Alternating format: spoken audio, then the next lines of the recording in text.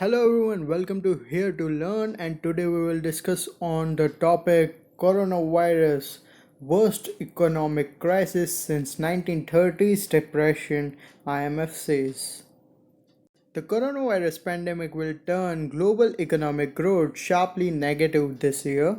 The head of International Monetary Fund IMF has warned.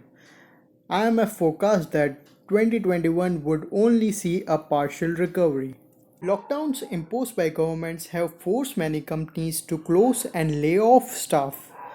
Earlier this week, a UN study said 81% of world's workforce of 3.3 billion people had their workplace fully or partially closed because of this outbreak.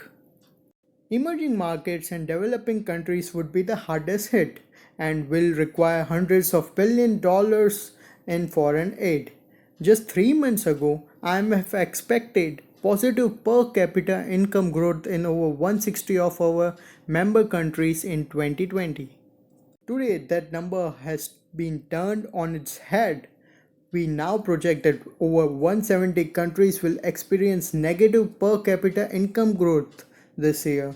IMF added, in fact, we anticipate the worst economic fallout since Great Depression. IMF said that if the pandemic eased in the second half of 2020, the IMF expected to see a partial recovery next year, but she cautioned that the situation could also worsen.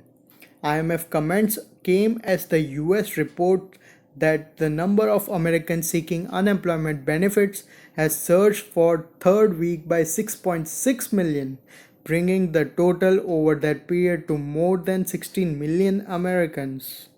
The Federal Reserve said it would unleash an additional $2.3 trillion in lending as restriction on activity to help contain the virus.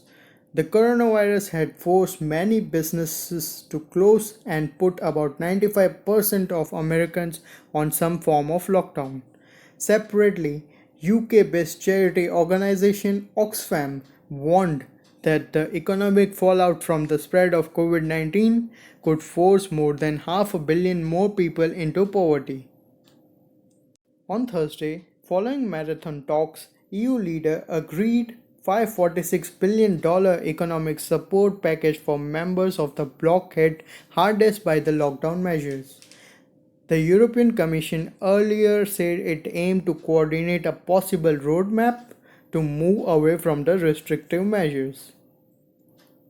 Earlier this week, the International Labour Organization (ILO), a UN agency, warned that the pandemic posed the most severe crisis since World War II.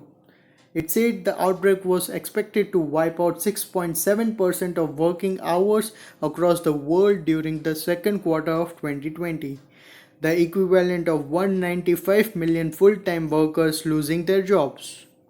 Last month, the Organization for Economic Cooperation and Development (OECD) warned that the global economy would take years to recover.